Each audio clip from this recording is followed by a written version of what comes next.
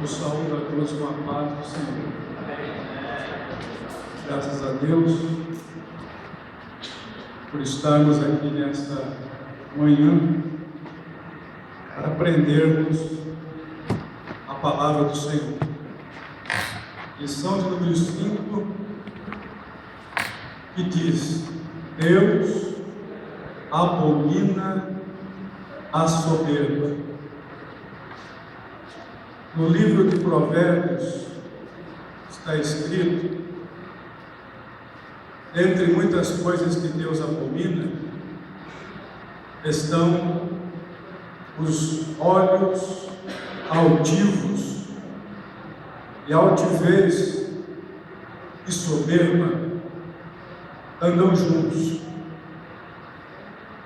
Um sentimento de superioridade anda junto com a soberba. A jactância, a presunção andam junto com a soberba. Então, que Deus fale conosco através dessa lição, possamos sermos humildes para agradarmos a Deus. Porque diz a Bíblia Sagrada que Deus abate o soberbo, mas dá graça aos humildes. Deus nunca confiou e nunca confiará nada a um soberbo, porque soberbos não glorificam a Deus, somente a si próprios. O soberbo é aquele que pode achar que seu grau cultural, intelectual é superior. E quando ele vê alguém que ele acha que o nível dele de conhecimento não está à altura, ele despreza, ele deixa de lado, não sabendo que no contexto espiritual Deus pode dar, em uma questão de segundos, uma sabedoria que sobrepuja todo o conhecimento adquirido por alguém, só para humilhar quem anda na soberba. No mundo secular aí, nós classificamos e colocamos no alto patamar quem tem um PhD em alguma ciência humana, tem 5, 6 cursos superiores, alguém que se destaca, fala inglês, fala espanhol, fala francês, no mínimo 3 idiomas. Esta pessoa, o íntimo, pelas suas realizações, seu esforço, se não tomar cuidado, a soberba lhe come por dentro. No âmbito espiritual, todo servo de Deus deve saber que todo conhecimento adquirido lá fora e aqui dentro serve, contribui para glorificar o nome de Jesus. Introdução. Na aula de hoje, estudaremos o capítulo 4 de Daniel, cujo conteúdo consiste em um testemunho pessoal do rei Nabucodonosor. Ele foi submetido a um estado de loucura resultante de sua soberba, que o levou a viver como um animal no campo por 7 tempos, até que Deus o tirou daquela condição. Ao final desse período, Nabucodonosor reconheceu a soberania do Deus dos cativos de Judá. A história revela o que ocorre com os que se exaltam e se tornam soberbos ante a majestade do Todo-Poderoso. A trajetória de Nabucodonosor demonstra a soberania divina sobre toda a criação, pois nenhuma criatura pode usurpar a glória de Deus. O episódio ilustra também que a misericórdia e a justiça divinas são capazes de salvar o homem arrependido. O que é soberba? É alguém altivo, orgulhoso, que se acha grandioso e que se acha magnífico. Nabucodonosor, como imperador poderoso que era, deixou as glórias das conquistas, o sucesso do seu empreendimento subir e lhe devorar aos poucos, a ponto que ele se exaltou e disse: eu sou o grande Nabucodonosor. Só que ele se esqueceu de que grande mesmo só Deus. Ele podia olhar para o jardim suspenso da Babilônia e se gloriar, como se gloriou. Os jardins suspensos da Babilônia eram uma das 7 maravilhas do mundo antigo, construídas para deixar de boca aberta qualquer um que as visse. A minha memória não está muito boa do passado. Se eu citar algumas dessas maravilhas e falhar, é porque a idade, o negócio vai ficando complicado. O templo de Diana dos Efésios era uma das 7 maravilhas do mundo antigo. A estátua de Zeus Olímpico era uma das 7 maravilhas do mundo antigo. O Colosso de Rhodes era uma das 7 maravilhas do mundo antigo.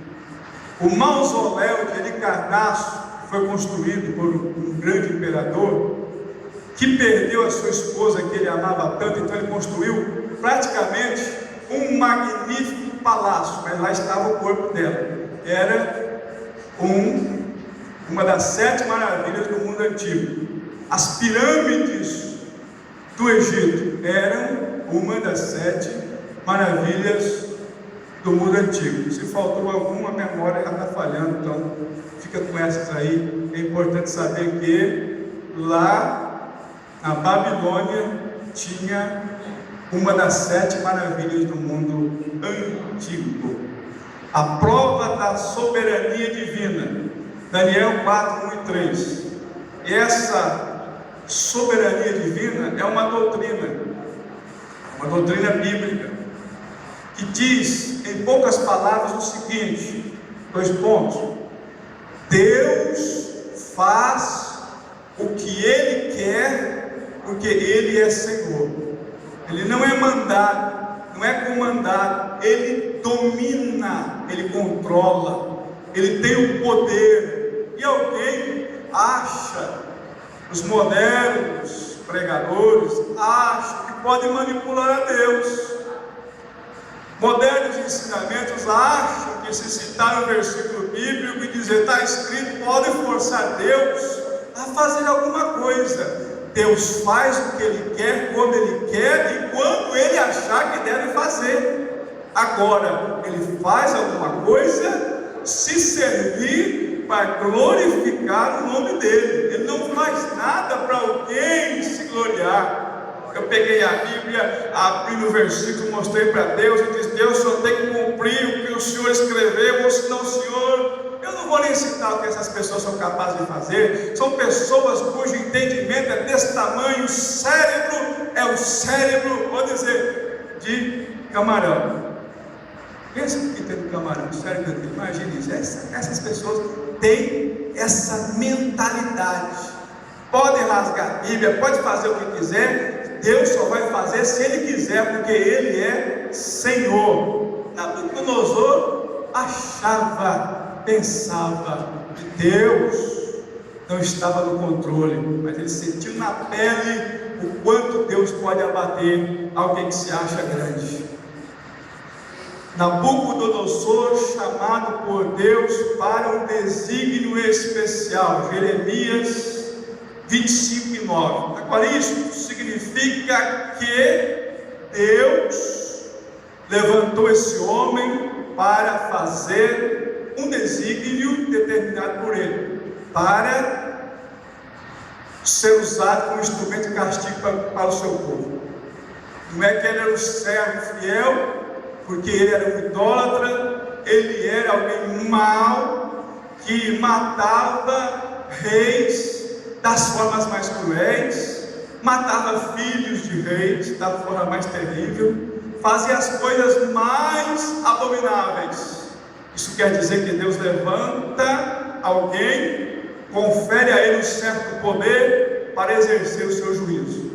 Karl Marx, o fundador do comunismo, ele disse assim: se o meu povo não tivesse sido tão massacrado, tão perseguido, exterminado, eu não teria sido levantado como um chicote de Deus para castigar estas nações que fizeram isso com o povo judeu. Ele mesmo se achava, se considerava um instrumento de juízo. Veja quantas desgraças o comunismo trouxe para o mundo, para afligir, para açoitar essas pessoas que trouxeram mal contra o povo judeu. Segundo a história, Nabucodonosor reinou na Babilônia no período de 605 a 562 a.C. Foi um rei que Deus, dominador de todas as coisas, levantou para um desígnio especial, permitindo que o seu reino prosperasse e crescesse em extensão. O profeta Jeremias diz que Deus chamou a Nabucodonosor, meu servo. Jeremias 25, versículo de número 9. Quando você lê algumas afirmações da Bíblia, você tem que entender o teor e o peso dessas palavras. Meu servo, em alguns lugares, é alguém que serve a Deus com interesse, alguém que está ligado a Deus, está disposto a obedecê-lo de uma forma toda especial, obedecê-lo 100%. Agora, servo é aquele que serve aqui e Deus determina para ele de antemão o que ele tem que fazer. Então, duas coisas totalmente diferentes. Basta você entender: o servo permanece na presença do seu Senhor e glorifica e exalta e faz a sua vontade, sabendo e entendendo quem é Deus. Com esse servo aqui, já tem um esquema preparado para ele, já tem uma trajetória traçada para ele, que Deus determinou para ele seguir e para ele cumprir, até o dia que ele se encontra com Deus, que lhe traz a sentença. Ele mostra que o homem nada é. O homem é frágil. Há uma sentença na Bíblia que diz que é o homem. O homem é pó, que é o homem é mortal, que é o homem é limitado, que é o homem é falho, fracassado muitas vezes e propenso a reconhecer os seus erros, se a soberba não lhe corcomer a alma e o entendimento, a ponto de fazê-lo se tornar uma pessoa tão inflexível que morre com suas condutas reprováveis sempre. Mas graças a Deus que existem aqueles que Deus ensina, aprendem e nunca mais desviam daquilo que aprendem. Na verdade, Nabucodonosor foi um instrumento divino de punição do povo de Deus. Israel foi castigado por ter abandonado o Senhor e tomado o caminho da idolatria e dos costumes pagãos. Deus tem tanto zelo por esse povo, que no decorrer da sua história, nós temos esse povo sofrendo amargamente, porque erraram o caminho. No decorrer da história de Israel, é uma história que é permeada por sofrimento, por destruição, por sangue, porque sempre quiseram fazer a sua própria vontade. E todo o servo de Deus que sabe a vontade de Deus quer fazer a sua, sofre até entender os desígnios de Deus, aquilo que Deus estabeleceu na vida dele para que ele cumpra, e se ele não cumprir, sofre até aprender a cumprir a vontade do Senhor. A soberba de Nabucodonosor, o que é soberba? Soberba é altivez. Altivez. Altivez porque tem dinheiro. Já vi um rico, muito rico, cumprimentar um pobre, pai, mãe, analfabeto. Já viu alguém de uma alta posição entrar na casa de um pobre, tomar um cafezinho com o pobre? Ele se gloria do que tem e se gloria do que é. No âmbito espiritual, ninguém deve se gloriar do que Deus o constituiu, mas deve ficar feliz em ser um instrumento de Deus. Há pessoas que eu conheci, glória a Deus, que eu fui cumprimentar ele, dar a paz do Senhor, que ele era pastor fulano e tal. E esse título só vale se você tem autoridade espiritual, porque um mero título dado por homens e não é reconhecido por Deus, não se tem peso neste título. O título só vale se você é reconhecido lá em cima. Aí você comanda pela autoridade espiritual. Não precisa gritar, esbravejar, espernear. Veja a autoridade espiritual de Moisés. Ele mandava e o povo obedecia. De vez em quando o povo recalcitrava, penava, mas ele tinha autoridade espiritual. O povo obedece um líder pela autoridade espiritual que Deus investe nele. Não adianta você agir como um ditador, não adianta você agir como um déspota espiritual, não adianta você se impor pela força se você não tiver autoridade espiritual para comandar. Aí sim você é realmente alguém investido por Deus. Altivo. Eu pegando a mão do camarada, nem olhou para minha cara.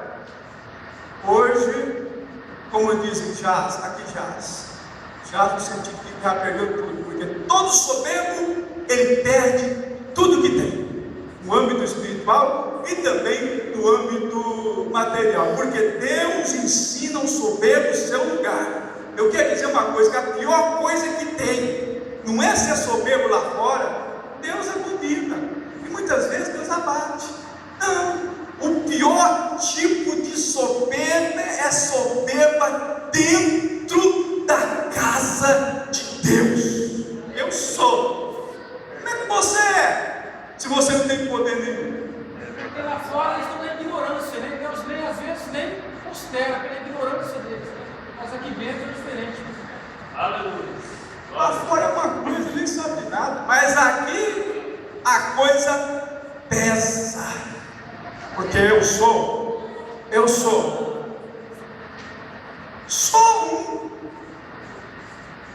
No Velho Testamento, quem ousou dizer isso? No Novo Testamento, o outro também ousou. No Velho Testamento, Deus disse: eu sou o que sou. Transliterado ao pé da letra do original hebraico. Às vezes eu me confundo, não é porque eu não sei, não, eu confundo. A minha cabeça, como eu digo, já estou ficando velho. Transliterado ao pé da letra significa aquele que chama a existência que não existe e faz existir, aquele que tem o poder, aquele que nada lhe é impossível, nada lhe é vedado, ele pode fazer tudo. E lá no Novo Testamento, no grego, Jesus disse: antes que Abraão fosse levar seu filho para o sacrifício, antes que ele existisse, antes daquelas coisas, eu sou. Prim Abraham egnostai ego em mim. Isso significa, antes que ele existisse, eu sou. Então, eu posso fazer. Eu sou o Deus eterno.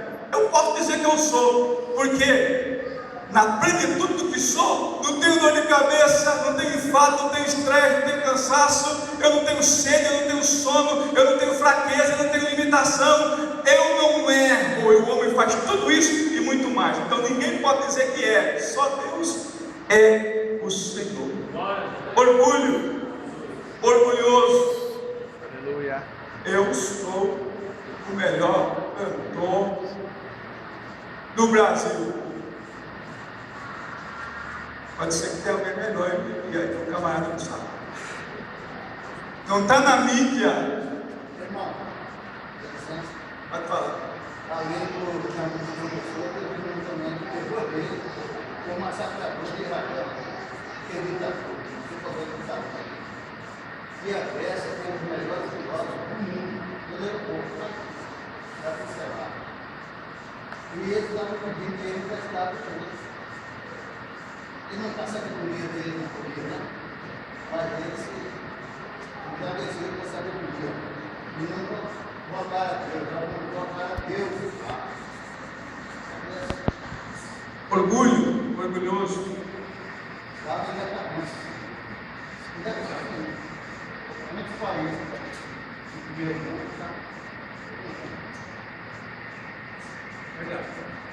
Eu sou o melhor. Eu canto melhor. Eu prego melhor. Eu administro melhor. Eu sou o melhor pastor do mundo. E eu vi uma certa vez que existem os ministérios fracassados, entre aspas. Eu até levei em consideração aquela afirmação. São ministérios que não aparecem na mídia. São pessoas que não estão colocadas no patamar. Mas só que o que fazem glorificam a Deus e não a eles mesmos. Sua pregação, seu louvor, seu agir, seu administrar contribuem para a glória do nome de Jesus. Quer ver se a pessoa não é orgulhosa? Porque tudo isso aqui se extrai as raízes desse mal, a soberba, é o orgulho, é a altivez, é a magnificência, é a presunção, é a arrogância, é a imodéstia, a falta de modéstia, é a jactância e a vaidade. Convide um pregador famoso aí, convide. Eu pago para ver. Se eu tivesse dinheiro, eu ia até pagar, fazer um negócio aqui, eu ia pagar. Convida aí, se não é orgulhoso, se não é jactancioso, se não é vaidoso, se não é orgulhoso, se não é presunçoso. Vou fazer o congresso, pastor fulano de tal. Onde você vai fazer? Vou fazer na cidade lá do Nova Fernandópolis. Quantas mil pessoas vai estar lá? Não tem 1000 pessoas não, tem 10 pessoas lá, só vai? Bom, aí a gente vai ter que rever a agenda aqui, a gente vai ter que ver os negócios aqui. Depois eu digo para o senhor, é igual um camarada lá, naqueles tempos que a gente aprendeu muito, ligaram. Mas o evangelista devia ter feito isso, mas ele usou de uma estratégia. Ligou para o Davi Santana, pensa no homem que ficou furioso, pensa no homem que ficou, nossa, você é uma fera. E aí? O congresso é aonde? É aqui, no bairro da Mano. Quantas mil pessoas vai estar aí? Mas a grande inteira vai estar aqui, 10 mil pessoas. Então eu vou.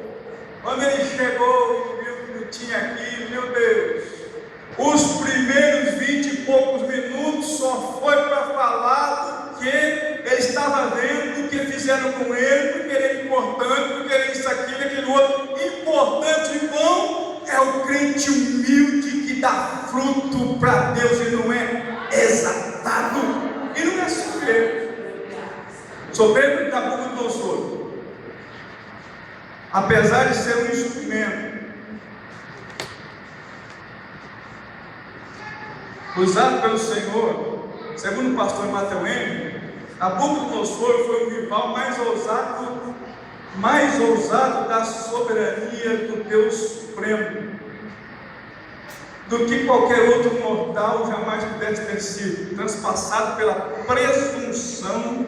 Nabucodonosor ficou longos 7 tempos numa situação irracional, à semelhança dos animais do campo. Daniel 4, 28, 33. Só assim o soberano caldeu viu que o Altíssimo está acima dele. Olhou para a Babilônia, seus muros podiam passar 2 carros correndo com folga, praticamente inexpugnável, que podia sofrer um sítio por meses e meses e meses e não ser abalada com nada. Uma potência mundial olhou e a soberba, quem sabe até olhou para o céu, né? Porque ninguém que é exaltado, ele olha para baixo.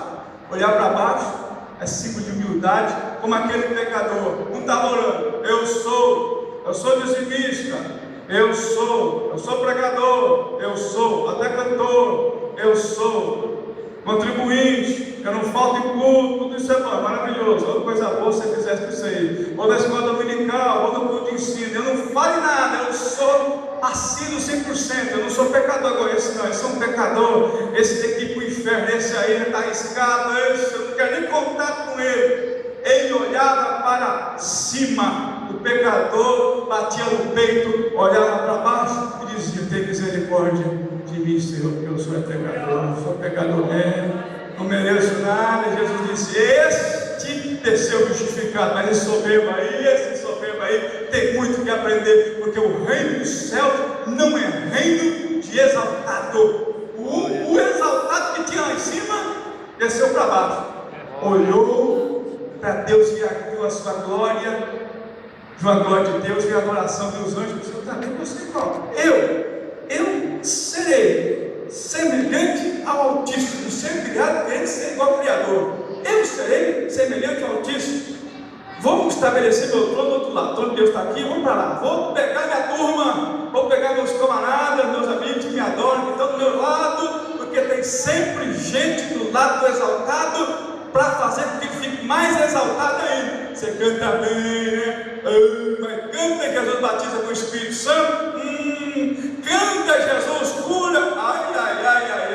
Você prega e Jesus levanta paralítico. Você prega e acontece alguma coisa. Agora eu quero dizer com todas as palavras que lhe são cabíveis. 2 pontos, vou afirmar. Uma boa pregação muitas vezes não é vista no exterior, mas está funcionando lá dentro, está transformando lá dentro, porque paralítico pode receber cura e ir para o inferno depois que morrer e virar uma pessoa irreconciliável. Eu já vi gente desse jeito. Então, a melhor pregação é aquela que transforma lá dentro, no interior. É aquela que o povo olha e diz assim: preciso me santificar. O obreiro olha e diz assim: preciso mudar minha vida, eu preciso obedecer, eu preciso ser fiel, eu preciso ser mais crente, porque avivamento é para levar o povo de encontro ao sobrenatural e mostrar a glória de Deus. E a palavra complementada é para levar o povo a uma santificação e uma vida no altar de Deus para morar no céu. Por isso que eu vou dizer essa verdade espiritual: um bom pastor não precisa ser um bom pregador. Vou dizer de novo, se você não escutou, eu vou dizer de novo: um bom pastor não precisa ser um bom pregador, mas ele tem que ser um bom ensinador. Ele usa pregar, que tem dom. Se eu sou pastor de igreja, eu tenho obrigação de saber ensinar. Agora, me dá um negócio esquisito de tentar entender. Eu quero entender. Como é que o pastor é separado do ministério pastoral se ele não sabe ensinar? Como é que o pastor é separado para estar na frente do trabalho se ele não tem conhecimento bíblico? Então ele tem que saber ensinar. Pregar, se ele é esperto, Eu conheço um pastor esperto por aí. Eu conheço muito. Conheço muito pastor esperto. Mas o cara prega melhor do que eu vou usar ele. Aparece outro. O cara prega melhor que esse aqui. Eu vou usar aquele lá. Daqui a pouco eu uso esse aqui. Rapaz, eu conheço um pastor assim. Eu posso até citar o nome dele, que ele não vai ficar nervoso comigo. Eu considero ele como meu pai, pastor Zé Geraldo. Um dia, um pastor da mesa, diretor de Cuiabá, disse: Zé Geraldo, eu quero que você vá comigo lá em Miratiga, na festa. E ele falou assim: não, eu tenho alguém melhor do que eu, meu Deus do céu, melhor do que ele. Eu tenho alguém que prega melhor do que eu. Quem que é? É o diabo, é do seu esquema. Vou indicar ele para o senhor. Pastor, não está mais em Cuiabá. Jaci Pinheiro. Vou indicar ele para o senhor. Porque ele é muito melhor que eu. Agora, se fosse o soberbo exaltado, você não, eu prego, eu ensino, eu canto, eu faço e aconteço. Agora, o humilde, que todo obreiro aprovado é humilde. Ele sabe reconhecer quando erra, sabe reconhecer os seus fracassos, sabe reconhecer quando fala. O exaltado, ele nunca reconhece nada. E sempre as pessoas estão erradas. Mas vamos continuar, porque senão a gente não vai. Aí ele olha e diz: esta é a grande Babilônia. Voltando um pouco atrás, Satanás disse: eu sou também igual a Deus, eu tenho poder, eu não sei o que, Aí Deus já sabe que você já foi, lançou de alto a baixo, perdeu o que tinha direito. Hoje está aqui, colocando a soberba em muita gente que não vigia. Soberba, exaltação, arrogância, prepotência, falta de humildade. Esta é a grande Babilônia que eu fiz, eu construí, eu sou grande, não tem imperador melhor que eu, não tem ninguém maior que eu sou melhor, eu passo por cima de todo mundo, eu arrebento, eu prendo, eu faço. Se tem alguém que está me incomodando, eu vou pisar nele até matar. Eu sou assim, eu sou Nabucodonosor, eu mando, jogo na fornalha, eu corto cabeça, eu corto o olho, eu faço ficar cego, eu faço ficar mudo, eu faço ficar surdo, eu tiro braço, eu tiro perna, eu faço o que acontecer. Eu sou Nabucodonosor, eu sou grande, eu sou grande.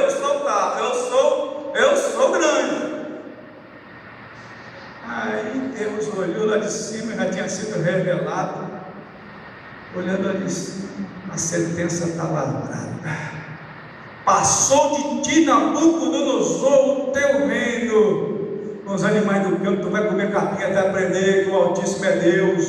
Você não é nada.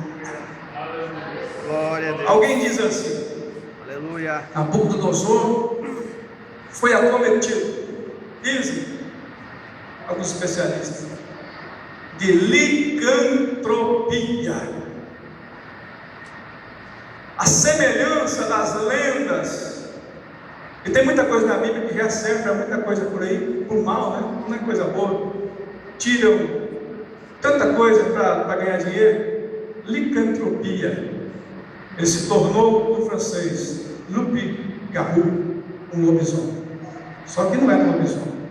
Era um homem cuja mente estava afetada e se tornou um irracional. Cresceu o seu cabelo, cresceu tudo, virou um monstro, um bicho, e comeu capim. Quem sabe até estava achando bom. Que coisa gostosa, capim. Se ele tivesse um raciocínio humano, mas não tinha um raciocínio de animal, comia gostoso, todo dia comia, bebia. E chegavam as pessoas humildes e diziam: mas tem que esse bicho aí, assim, tem que esse bicho aí, mamãe, esse trem é feio demais.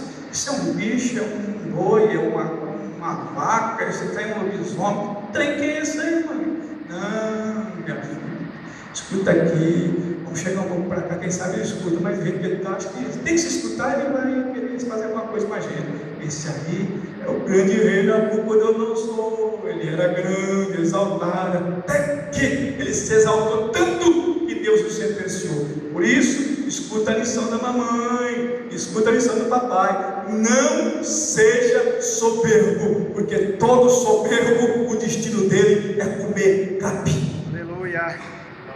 É comer capim, até entender que grande é só Deus. Se você é alguma coisa, respeite quem não é nada, porque a maior das virtudes é ser humilde e aprender até com quem não tem nada aparentemente para te oferecer. Daquele que chega no banco para receber o dinheiro, eu acho que isso acontece até hoje. Bota a mão na almofada lá, carimba o dedo e bota no documento. Esse talvez, se for crente, tem uma coisa para ensinar para alguém que tem um alto grau de espiritualidade, porque para Deus não tem limite de sabedoria para auferir e conferir a alguém. Se alguém pede, ele pode surpreender. Por isso que eu já disse aqui e vou dizer de novo, que os homens que fizeram a diferença nas Assembleias de Deus do passado foram todos analfabetos. Só que os analfabetos que confiavam em Deus e se orientavam, e Deus dizia: faz, ele fazia; não faz, ele não fazia. Eu conheci aqui, ele foi do tempo do pastor Ronei, se eu não me engano, deve ter feito concurso, pastor Antônio Francisco, eu acho que ele não tinha curso superior naquele tempo, eu não sei se tem até hoje, mas ele disse para mim, médico. Então, eu já vi ele dando ensino aqui, meu Deus do céu. Eu já vi ele dando ensino aqui, mas esse homem, no mínimo, é doutor em teologia. No mínimo, ele é doutor em teologia. Porque para ter uma sabedoria dessa, este homem não é qualquer um, mas não tem nem ensino médio. E tem que ficar de boca aberta quem tem alta cultura, porque o seu segredo é confiar em Deus, confiar na Bíblia e ser humilde e estar sempre aprendendo. O soberbo diz: eu não tenho nada para aprender. Eu não tenho nada. Se eu soubesse quem é esse camarada que ensina hoje, eu não estava aqui, porque eu sou melhor do que ele. Alguém pode até dizer: eu sou melhor do que ele. Se eu soubesse que fulano ia pregar, eu não vinha nesse culto, porque ele não tem nada para me oferecer. Se eu soubesse que era essa que ia cantar, eu não ia, porque não tem nada para me edificar. Soberbo, exaltado, arrogante. Deus quer acrescentar no seu povo a humildade de saber que todo vaso tem algo precioso dentro dele. O que é? É o Espírito Santo de Deus que faz a diferença. Se você reconhece que não é nada e Ele é tudo. Por que é que você está até... nem todo mundo, mas tem gente assim que está pensando agora: como é que ele está dando esse ensino aqui? Como é que está? Eu disse para Deus: Deus, eu não sou nada não, eu não tenho nada não, mas vou abrir minha boca e vou deixar o Senhor falar o que o Senhor quiser, tá certo? Porque eu posso, da minha intelectualidade, eu posso errar. Eu sei que, humanamente falando, a mente humana pode interferir na revelação da palavra perfeita, mas eu estou deixando Deus falar e o nome dele vai ser glorificado. Aleluia. Nabucodonosor proclama a sabedoria de Deus. Depois de passar por um arroxo desse, se não reconhecer que Deus é Deus, tem que voltar a comer capim de novo. Depois de ter experimentado a punição da sua soberba, Nabucodonosor se arrependeu do seu pecado e foi restaurado de sua tenência. Agora, como é que uma pessoa em estado irracional se arrepende de alguma coisa? Como é que uma pessoa transformada literalmente quase como um animal tem entendimento de se arrepender e dizer: eu estou aqui, o negócio está difícil, fiquei assim porque eu fui soberbo, eu fiquei assim porque eu fui exaltado, então eu vou pedir perdão. É porque Deus determinou um tempo determinado para que ele ficasse naquele estado. Ao se cumprir o último dia, a última hora, o último segundo, ele foi restaurado. E ao voltar em si e ver a sua situação e imaginar quantas pessoas não passaram por ele, quantos cachorros chegaram lá e cheiraram a cara dele. Esse não é da nossa turma não, isso aqui é diferente, é um bicho diferente. Quem sabe o totozinho chegou lá, cheirou o pelinho, a orelhinha dele. Isso aqui não é da nossa turma não. Quantos cachorros chegaram ali, isso é um bicho mais feio que a gente, vamos sair para lá. Então ele caiu em si e pensou: Deus não somente pode fazer isso, mas Ele pode me acabar a qualquer hora, a qualquer segundo, a qualquer instante. Então eu reconheço que existe alguém maior do que eu. Sou poderoso, tenho nações, tenho reinos, tenho povos, tenho pessoas, eu mando, mas tem alguém maior do que eu, é o Senhor, o Deus Todo-Poderoso. Isso levou a fazer uma proclamação acerca do eterno domínio de Deus. Daniel 4:34 e 37. Abra sua Bíblia lá. A gente não leu a Bíblia até agora, mas abra lá. Daniel 4:34 até o verso de número 37. O rei babilônico aprendeu que o Senhor, em sua soberania, é aquele que muda os tempos e as horas. Ele remove os reis, estabelece os reis. Daniel 2:21. Deus tem este poder. Pode ler, quem achar.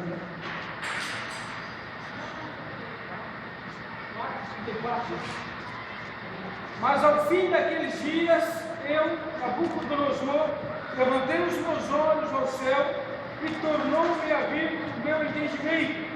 E eu bendisse ao Altíssimo e louvei, glorifiquei ao que vive para sempre, cujo domínio é um domínio sempiterno, e cujo reino é de geração em geração, e todos os moradores da terra são reputados sem nada.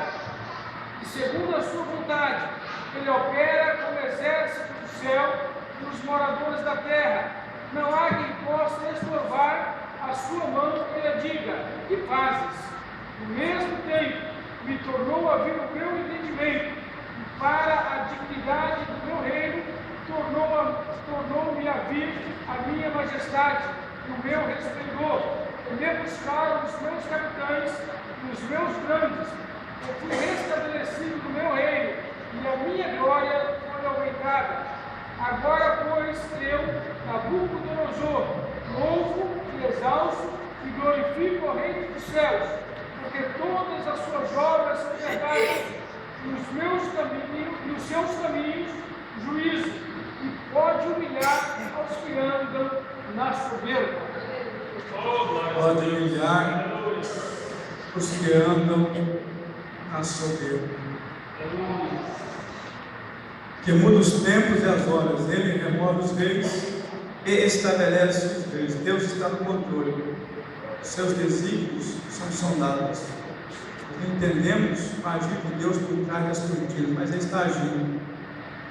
A Segunda Guerra Mundial, apesar de que a maçonaria se uniu, determinou a queda de Hitler, algumas pessoas não sabem disso. Mas uma das causas da derrota de Hitler foi que a maçonaria viu que ele ia atrapalhar seus projetos. Então se uniram para destruir. Hitler planejou atacar a Inglaterra. Determinada hora, determinado dia, pelo ar, uma grande esquadra. E o povo de Deus ficou sabendo. Uma das causas da Inglaterra não ser totalmente destruída foi que um grupo de crentes, não foram soldados, não foram milhares, não foram milhões, dobraram joelhos. E sobrenaturalmente, em um tempo que não tinha nevoeiro, não havia possibilidade de acontecer, aconteceu. Um denso nevoeiro se estabeleceu sobre a Inglaterra, e antes desses aviões chegarem lá, aquele nevoeiro tomou conta de tudo. Eles não puderam nem achar a ponta do nariz, voltaram para trás, fracassaram, e a Inglaterra não foi destruída, porque um grupinho pequenininho de crentes que alguém acha insignificante, de roupa rasgada, de roupa suja, de chinelo ou sem chinelo, de dente ou sem dente. Eu estou com vontade de falar, deixa eu falar, não, Jesus, deixa eu ficar quieto, deixa eu falar, não. Dente sem dente, se uniu, orou E o milagre aconteceu porque Deus está no comando. Humilhou o ditador que estava assombrando toda a Europa, porque um grupo de crentes orou a quem tem o comando, a quem tem o domínio. Deus fala novamente a Nabucodonosor por meio de sonhos. Daniel 4, 4 e 9. Um sonho, o mesmo sonho duplicado, é uma profecia. O mesmo sonho, em detalhes, ou alguma coisa que se assemelha, é uma profecia que se cumpre. Deus adverte Nabucodonosor através do sonho, tanto no Antigo como em o Novo Testamento. Os sonhos eram um dos canais de comunicação entre Deus e o homem. No caso do sonho que teve Nabucodonosor, seus lábios adivinhos nada puderam revelar. Nabucodonosor, estava pensando aqui, se falar com um leigo, você conhece Nabucodonosor?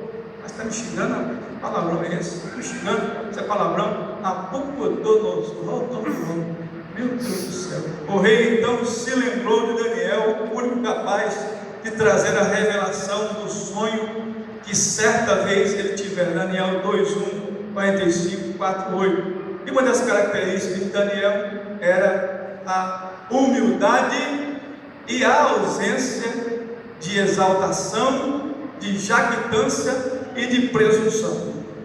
Obviamente não se tratava de um sonho comum, pois era uma revelação divina acerca do futuro de Nabucodonosor. Apesar da narrativa, é importante frisar que hoje temos a palavra de Deus como canal revelador da vontade de Deus aos homens. Aproveitando, dá uma ênfase nesta afirmação: nenhuma doutrina pode ser alicerçada em sonho, visão e revelação. Infelizmente, muitas igrejas por aí,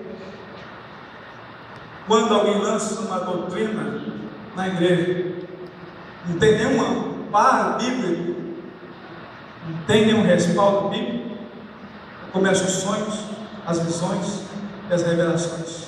Eu vi, fui no céu, Deus mostrou, mas está na Bíblia. Deus nunca vai revelar algo contraditório que não está na Bíblia. Deus nunca vai revelar algo que a Bíblia Sagrada não possa comprovar que realmente há alguma coisa lá que coadume com a visão, com a revelação. Eu vi, então todo mundo agora, eu vi, porque eu vi, todo mundo agora vai andar, os homens, os obreiros, vai andar de camisa de bolinha, porque no céu eu vi bolinha flutuando. As irmãs agora vão usar um lenço na cara, porque eu vi lá que a mulher tem que ser humilde, não pode mostrar a sua vaidade, então só aparece os olhos. Eu vi, e tem muita igreja assim, baseada em visão e em revelação, mas a palavra de Deus é a nossa bússola. Conta a visão, o que foi que você viu? Tá bom, você é uma pessoa experiente, tá bom. Vamos ver onde está isso na Bíblia, uma coisa não tem. Então, se você teve uma visagem, leia a Bíblia, seja crente, aprenda a servir a Deus de verdade, para não trazer heresia dentro do povo de Deus, e o povo de Deus não se corromper, porque tem visão para tudo, mas está difícil ver uma visão que diga, olha que tem, mas está difícil. Deus me apareceu e mandou o povo ler a Bíblia. Deus me apareceu e mandou o povo comer a Bíblia Sagrada, ler mais, consagrar mais e viver mais a palavra. Está difícil, só coisa absurda, só coisa fora do comum, é só coisa, a coisa que não tem nem pé, não tem cabeça, não tem nada. Então vamos ficar com a Bíblia Sagrada. Quem está gostando de ficar bem? Quem não está? Não está, diga aleluia. Oh, meu Deus. Rapaz, eu acho que eu nasci com esse negócio. Eu vou ficar bom nesse daqui. Vou me aperfeiçoar mais. Eu sou soberbo, não, mas eu vou ler. Eu gosto desse negócio. Eu gosto. Daniel é convocado, Daniel 4:8. Interpretar sonhos é uma habilidade espiritual de Daniel, reconhecida desde quando ele entrou na Babilônia. Daniel 1, e 17. Era o dom de Daniel, interpretar sonhos. Tem gente que interpreta línguas, tem gente que tem revelação da palavra, discernimento de espírito, dom de poder, dom de maravilha. Ele tinha o dom de revelar os sonhos. Por isso, Nabucodonosor contou-lhe o sonho que tivera e solicitou-lhe a interpretação. Daniel ouviu atentamente o relato do rei, pediu-lhe um tempo, pois estava atônito e sem coragem para revelar a verdade do sonho. Leia Daniel 4,19. Se fosse outro, diante de um rei, imagine alguém está na Casa Branca hoje e o presidente acredita em você. O presidente conta um sonho. Primeira coisa, não, isso aqui, aquele outro, para auferir vantagens materiais. Isso é coisa de gente soberba, que se deixou levar pela soberbia. E alguém que tem o dom, só se ele se aprofundar na lama, no pecado e se tornar alguma coisa no perto do irreconciliável, porque Deus não tira o dom. Só que existem consequências no uso dos dons espirituais. Deus vai chamar e dizer: expulsou demônio, falou em línguas, fez, e aconteceu. Mas olha, o que tu fazia no oculto e no secreto?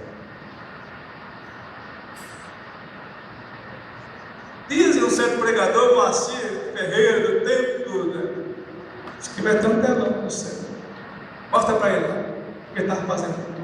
Pregava, expulsava demônio. Mostra o que ele estava fazendo no oculto, que ninguém viu, que ninguém sabe, mas eu sei, eu vi. É por isso que o teu nome não está no livro da vida. Você enganou muita gente, enganou teu pai, enganou tua mãe, enganou o pastor, enganou o marido, enganou a mulher, enganou todo mundo, menos a mim. Por isso que você vai agora para um lugar quentinho, passar umas férias eternas no inferno, depois do lago de fogo. Então é isso aí. Já leu Daniel 4,19? Quem lê, quem está aí pode ler. Então Daniel, cujo nome era Beltesazar, esteve atônito quase uma hora, e os seus pensamentos turbavam. Falou para o rei e disse: Beltesazar, não te espante o sonho, nem a sua interpretação. Respondeu Beltesazar e disse: Senhor meu, o sonho seja contra os que te têm hora, e a sua interpretação para os teus inimigos. Os dons espirituais servem para a glória de Deus e não para a glória do indivíduo. O dom de profecia de muitos é usado, como no passado, para se destacar. Olha lá o profeta, vamos consultar o profeta, vamos consultar a profetisa.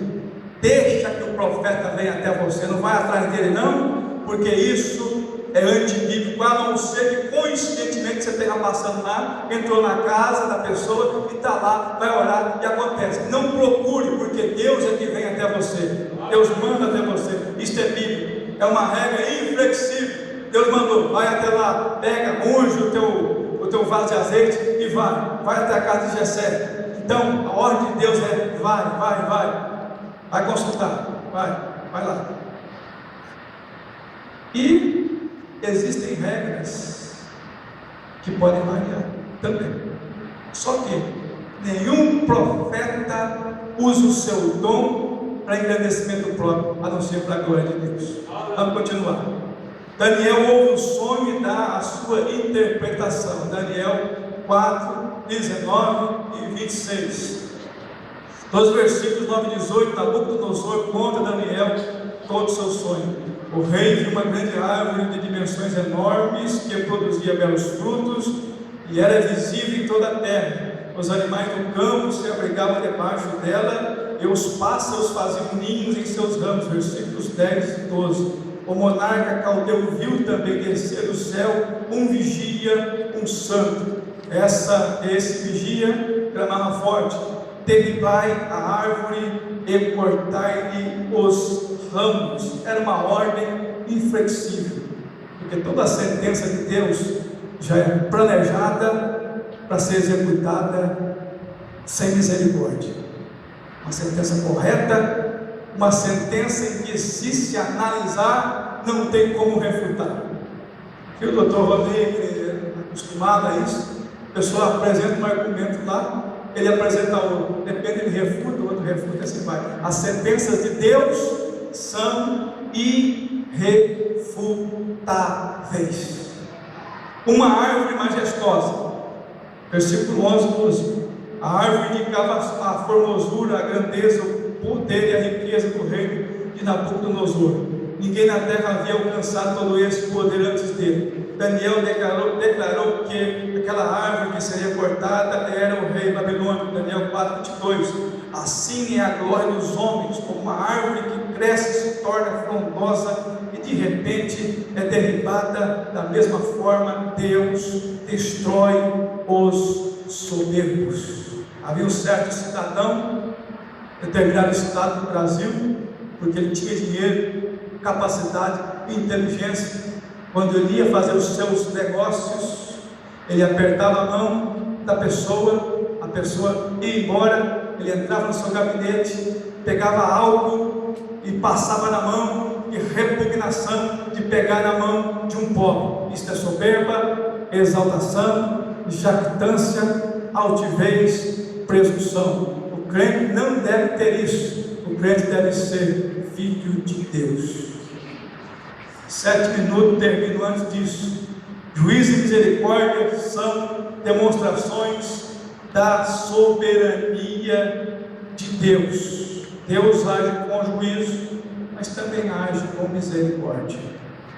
Juízo é necessário e a misericórdia vem acompanhada, porque senão, quem é que pode subsistir diante de um juízo perfeito, se não houver a misericórdia entrando em ação? Porque Deus se lembra que somos pó, propensos a fracassar e a errar, e quem se humilha alcança misericórdia.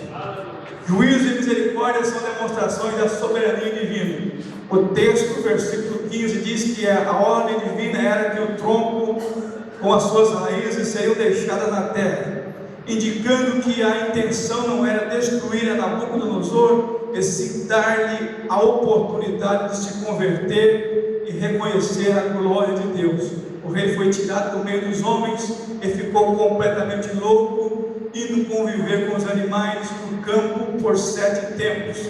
Daniel 4:25. Depois Nabucodonosor voltou ao normal, mas logo em seguida seu reino foi sucedido por Belsazar, que por profanar as coisas de Deus perdeu o trono para Dário, o rei dos Medos, e morreu, foi morto.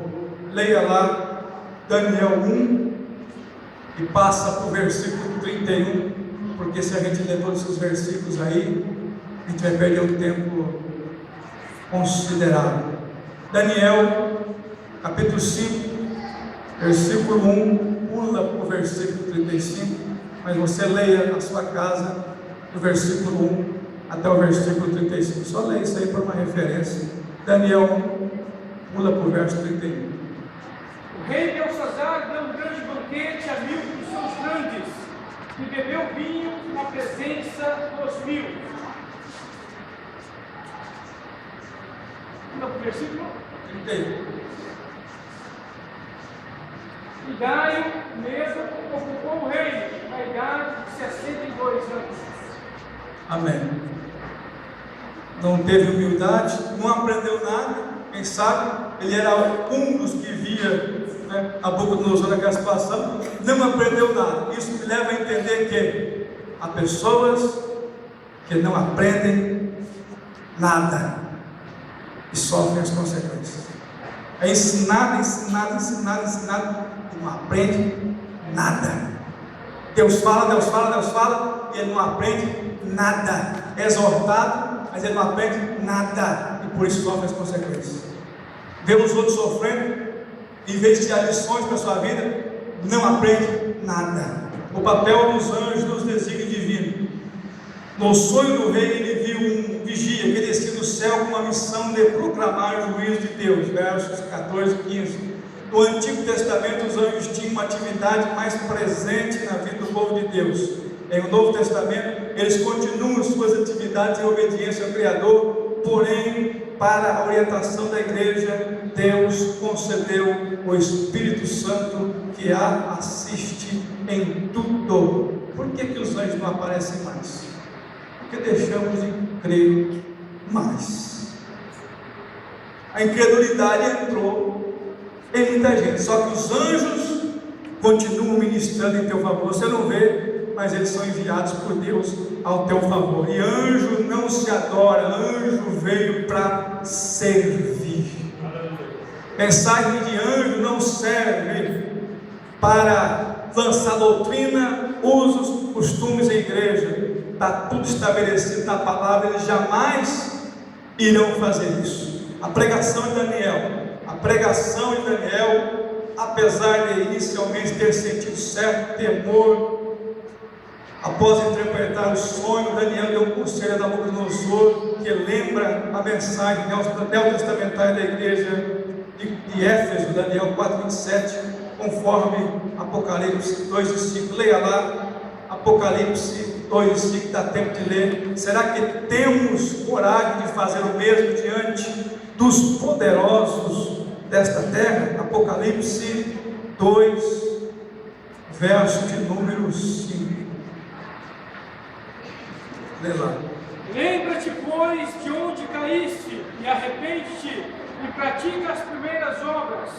Quando não, brevemente a ti virei, e tirarei do teu lugar o teu castiçal, se não te arrependeres. Amém. Lembra-te, porque enquanto a vida há esperança. O pecado de Nabucodonosor em relação aos pobres. Daniel diz ao rei que ele deveria desfazer os seus pecados, praticando a justiça, usando de misericórdia para com os pobres. Daniel 4:27. Em outras palavras, antes do pecado pessoal da soberba, o rei estava pecando social e estruturalmente em relação aos menos favorecidos no reino. A atualidade desse ponto é tão verdadeira que a mesma recomendação de cuidado aparece em o Novo Testamento no contexto da igreja. Gálatas 2:10. A Revolução Francesa, Deus, pelas injustiças sociais. No palácio, abundância, os pobres passando fome. Revolução. Conclusão: Deus nos livre da soberba. Por quê? Porque você pode comer capim. Cuidado. Pois ela é como uma doença contagiosa que se aloja no coração do homem e faz com que ele perca o senso de autocrítica, passando a agir irracionalmente. Eu sou o astro, eu sou o tal, eu sou o fenômeno, eu sou o magnífico, eu sou o extraordinário, e de repente está comendo capim. Salmo 101, verso 5, 2 Crônicas 26 e 16. Estejamos atentos, pois a palavra de Deus nos mostra que a soberba nos cega. Leia para terminar 1 Timóteo capítulo 3, verso 6 e 1 Timóteo 6 e 4, e assim encerra. Nos afasta de Deus e traz a ruína. Para encerrar,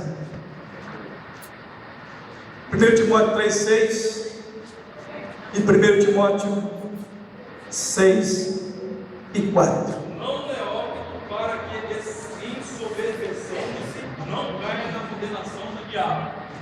6:4.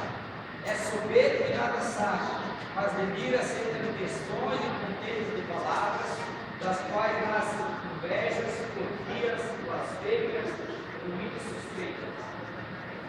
Amém. Que Deus abençoe. Essa lição possa ter servido para a tua edificação espiritual e para um breve lembrete. Ó irmão, não vá comer capim não, vai adorar a Deus com as mãozinhas levantadas, porque é melhor, tá? Não vai comer capim não, seja o humilde na presença de Deus. Graças a Deus por essa boa palavra. Deus continua abençoando